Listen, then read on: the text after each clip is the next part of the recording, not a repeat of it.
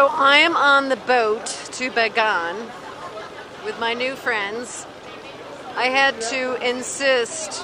I took off a number on the back of a chair because a whole bunch of senior citizens were claiming that they needed every single outside deck, and I'm like, no, you can't have them all. Hello!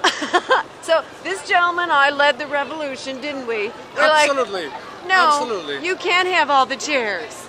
Yes, and we won. Yeah, we won. Yay! So now we get to sit outside for the next 8 hours. Yay! So over my shoulder is the wonderful Irrawaddy River. Yes. And we're going to Bagan. And these are my new friends over here from Denmark and Montreal.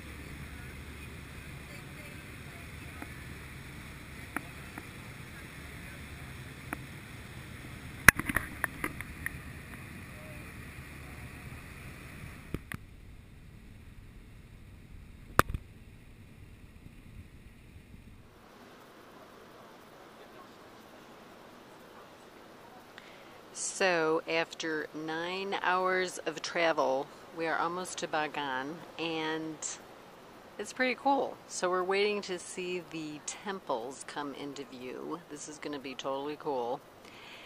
And